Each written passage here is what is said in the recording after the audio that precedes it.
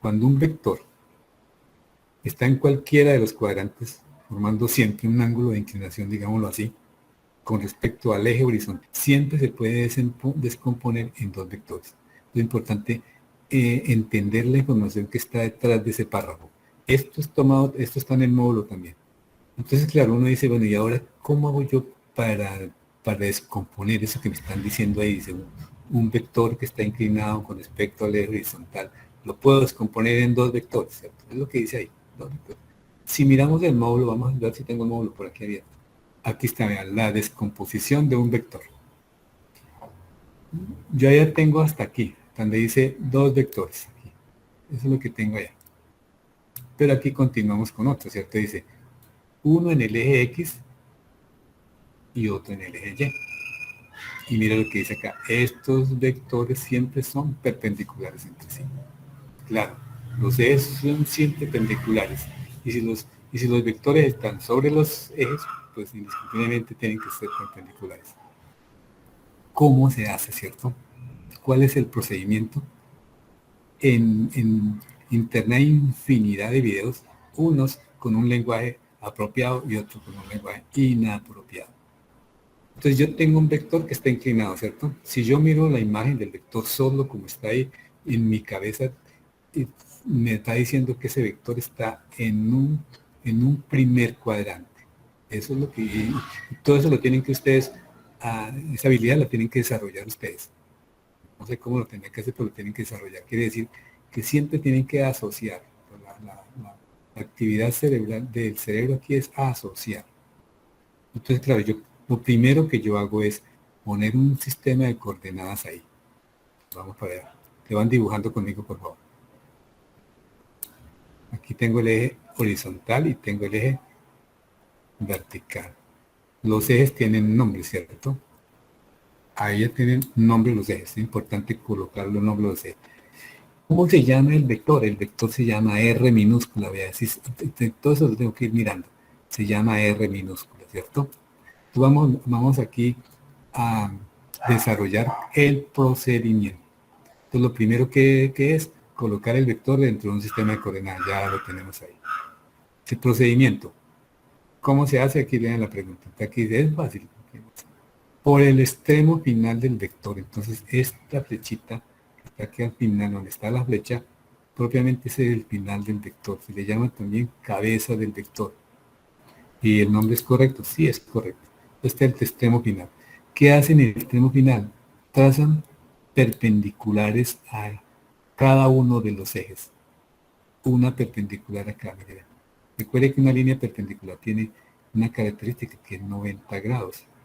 Yo no voy a dibujar aquí ese de 90 grados, ustedes lo tienen que saber. Entonces ahí está la línea perpendicular. Y también trazo otra aquí. Aquí la vamos a trazar, mira, por el mismo punto, por el extremo final. A cada uno de los ejes, ya tracé mis dos líneas perpendiculares. Listo. Una cosa muy importante, en cada eje corta. Esa línea es una línea de construcción, se colocan así punteadas.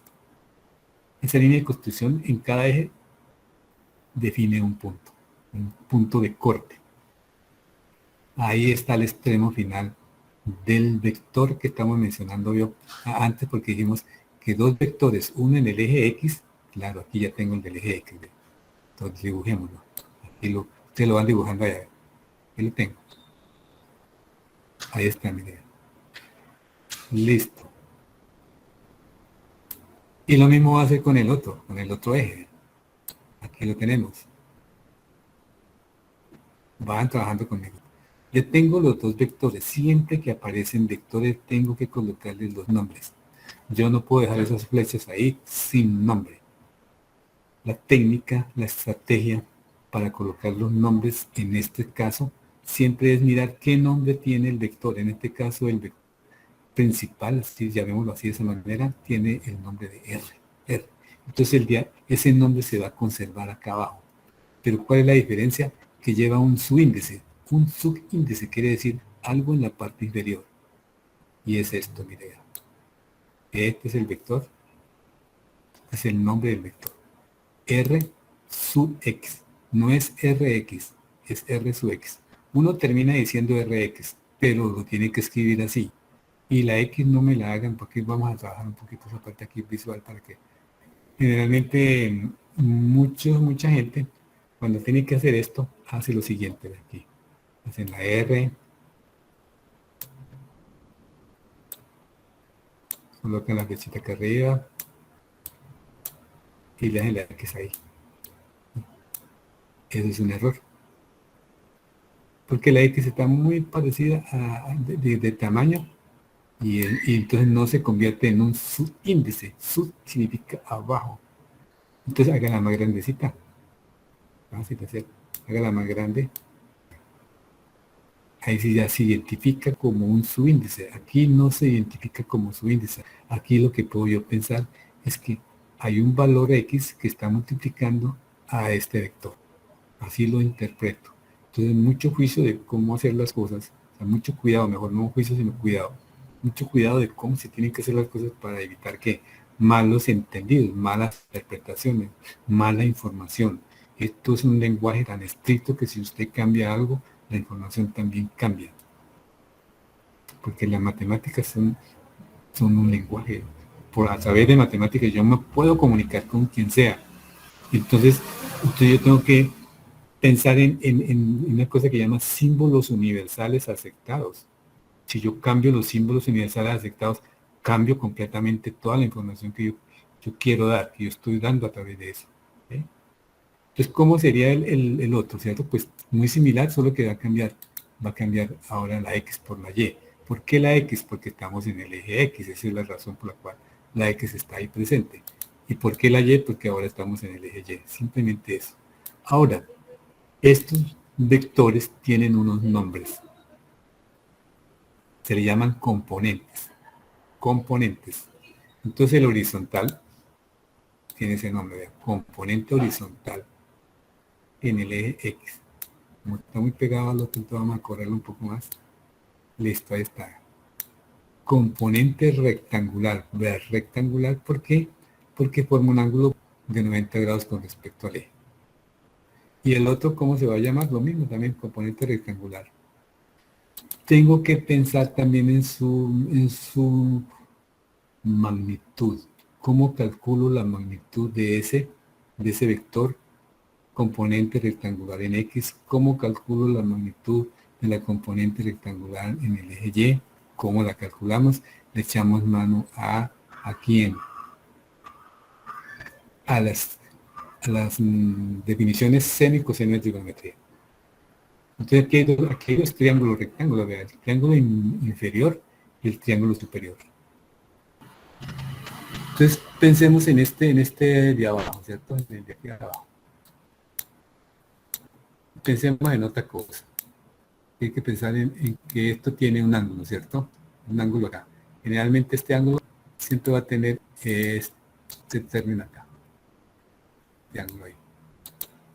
Entonces, si yo estoy pensando en este triángulo inferior, es un triángulo rectángulo, entonces yo puedo definir las ¿qué? Las funciones seno y coseno. ¿Cómo las defino? Pues cómo se define. Simplemente es eso, ustedes los conocen. Entonces definamos acá seno, ¿cierto? Seno de quién? De teta va a ser igual a qué? Cateto opuesto. ¿Cuál es el cateto opuesto? RY. Porque es este mismo que está aquí, este mismo que está acá, es el mismo de acá. Y ese tiene nombre, RY. Todo esto es identificar las formas correctas. RY. R, pero ahora es que magnitud, no es con la flecha de arriba. ¿Y abajo qué coloco? La magnitud de R, que es la hipotenusa. Estos son magnitudes. Por eso no van las flechas. Eso ya lo vimos, ¿cierto?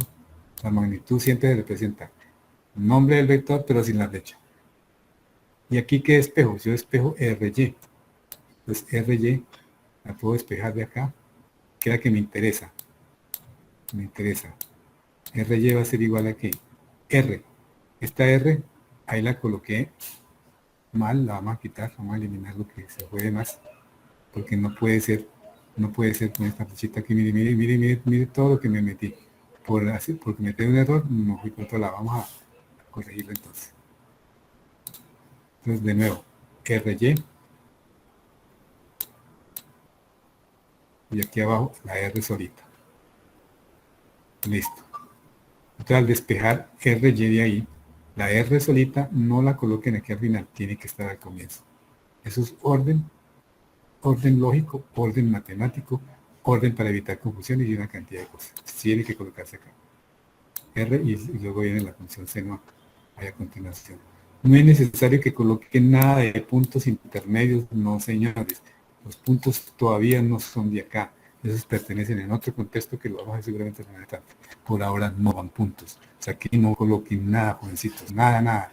Si están acostumbrados a colocar aquí, pues váyanse olvidando de ese punto ahí, porque ese punto sobra, no dice nada, confunde demasiado. Entonces le coloco un asterisco. Peor todavía. Asterisco solamente tiene sentido en el ámbito computacional, o sea, programación. Una hoja electrónica, cuando usted quiere multiplicar por algo, el asterisco es el que funciona ya porque usted está programando algo, programación. Y así, tampoco el por, no se necesita el por ahí, sobra, confunde además. Entonces, ¿qué encontré aquí? Pues encontré una ecuación para calcular la magnitud de la componente en Y. Así se termina diciendo, componente en Y. Que ya la tengo por acá, mira, está. Ahí la tenemos. ¿Verdad? Y si le echamos mano a la otra definición de trigonometría, que sería el coseno, pues encontramos la ecuación que me permite calcular la magnitud de la componente horizontal. Uno termina diciendo componente en X y componente en Y. Así termina uno diciendo. Uno generalmente no dice componente rectangular. Uno lo nombra al comienzo, pero uno finalmente termina diciendo la componente en X, la componente en Y. Sí, ya miren, le estoy dando el lenguaje, pero al comienzo les dije componente rectangular en X porque es la forma correcta y completa. Pero finalmente uno en el trabajo de fondo uno termina diciendo componente en X, pero se refiere a esta que es horizontal. Y componente en Y se refiere a la que está sobre el eje vertical.